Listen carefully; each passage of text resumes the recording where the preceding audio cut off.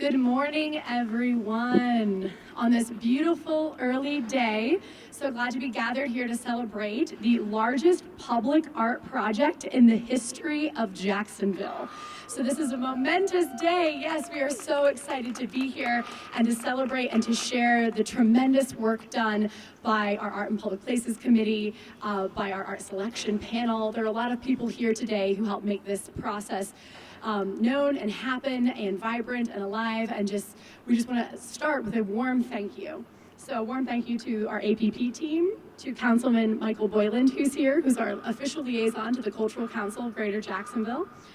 We want to thank the art selection panel stakeholders who are in the house today. We have Lori Boyer, the CEO of the DIA, urban planner and landscape architect Chris Flagg, vice president at Haskell, Kathleen Doherty, who is the executive director of MOCA, Bryant Rollins and Anne-Marie Knight, who are wonderful and fabulous contributing community representatives, and certainly last but not least, courthouse judges Dawn Hudson and Tatiana Salvador.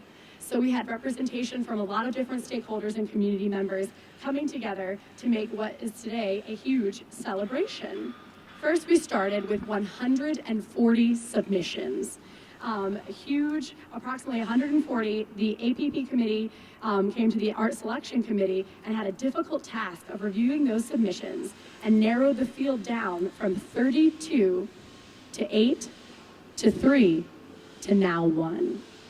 And then I'm very excited to announce that the artist that we are about to share with you was a unanimous vote.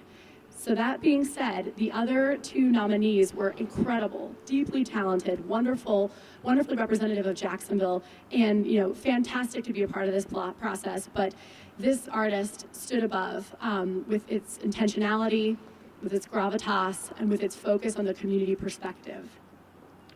So that being said, we will get to the most exciting space as we're placemakers and connectors in the community.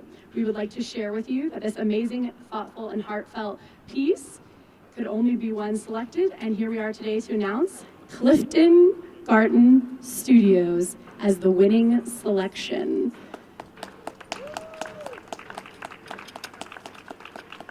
So Clifton Garten had the challenge, along with the other selections, to be able to help create a piece that was meaningful to the community, that was representative of the community, that helped equate and marry equality and justice and representation, but also with a lot of parameters. You'll see that the courthouse is about 3 acres wide. This is the first portion of the project, and it connects back to the fact that this was also the most comprehensive from a security standpoint construction. So there were a lot of things to figure, there were a lot of cameras and angles, and so this art had to be celebrated and positioned in a way that the community could access it, but also honoring all the security measures through this deeply intensive process.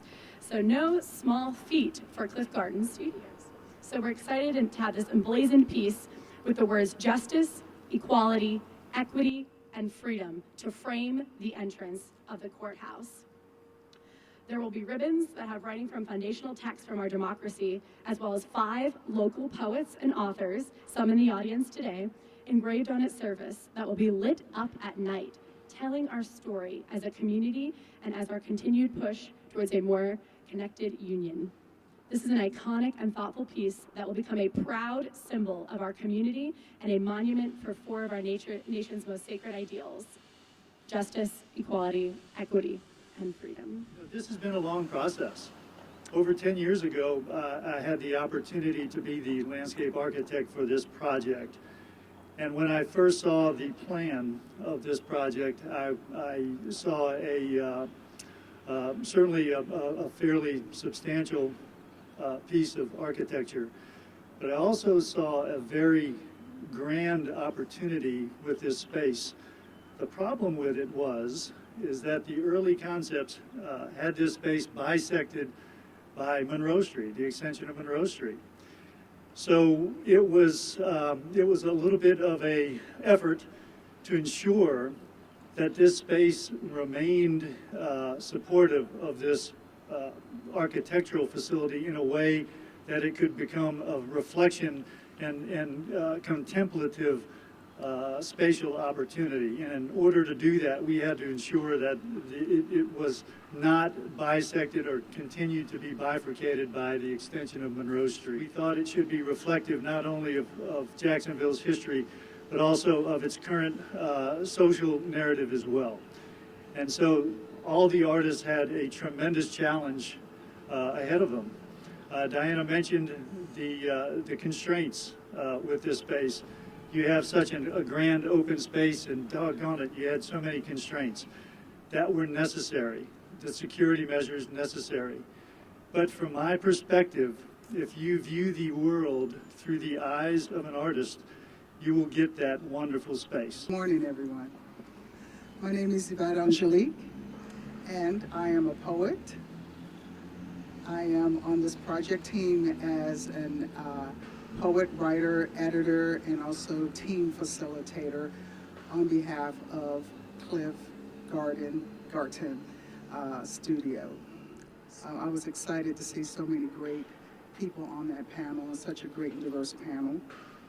Also the Cultural Council of Jacksonville, the mayor and council members, and leaders in our city who actually support the arts as a vital part of the quality of life for our community.